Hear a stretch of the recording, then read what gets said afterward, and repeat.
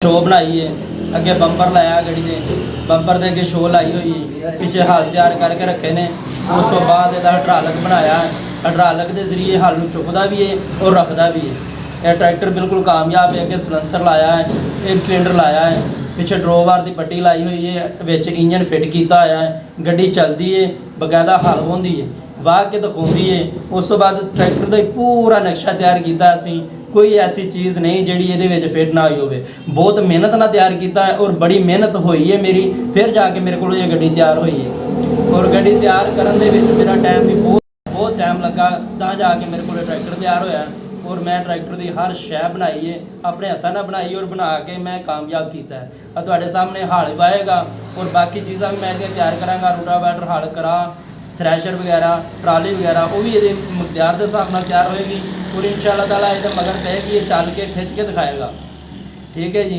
और ये YouTube channel बनाया है, इन्हें सब्सक्राइब करो और जितना हो सके लाइक करो। इंशाअल्लाह ताला मैं तो कोशिश करांगा कि जितनी वीडियो ज़्यादा इसको बेहतर हो सके मैं वो बना के तुहाडे दिखाने वास्ते आवां अपने चैनल से। और मेरे चैनल को सब्सक्राइब करो और जितना हो सके और लाइक करो। ਤੁਸੀਂ जरा अपना मेहरबानी, शुक्रिया, जिंदाबाद। अपना नाम दस दिओ। मेरा नाम राणा मोहम्मद अफजल और साकाबाद मंठार रोड 69 120 चक से। ਇਹ ਕਿੰਨਾ ਅਰਸਾ ਲੱਗ ਗਿਆ ਤੁਹਾਨੂੰ, ਕਿੰਨਾ ਟਾਈਮ ਲੱਗ ਗਿਆ ਟਰੈਕਟਰ ਬਣਾਉਣ ਦਾ? सर जी मैनू तकरीबन 3 महीने हो चले ने इस ट्रैक्टर को तैयार कर दें और फिर जाके मैं इनते कामयाब होया वा। छत यदी पोशंग सीट हर शै मैं यदि मकदार के हिसाब नाल तैयार की है और लाई है। और तुसीं इंशाअल्लाह ताला देखोगे तो दिलचस्पी होएगी और तुसीं खुश होवोगे इस चीज़ को तैयार देख के कि मैं कितनी मेहनत नाल कितनी चीज़ लाई है और कितना तैयार किया है। इंशाअल्लाह ताला तुसीं देखोगे बंपर ते कितनी मेरी मेहनत हुई है और मैं हर चीज़ से मेहनत नाल दिल नाल मेहनत करके मैं ये चीज़ तैयार की है। और इंशाअल्लाह तुहाडे भी दिल नूं लगेगी। ਵੈਸੇ ਤੁਸੀਂ ਕੀ ਕੰਮ ਕਰਦੇ ਜੇ, ਵੈਲਡਿੰਗ ਦਾ ਕੰਮ ਕਰਦੇ ਜਾਂ ਕੀ ਕਰਦੇ ਜੇ?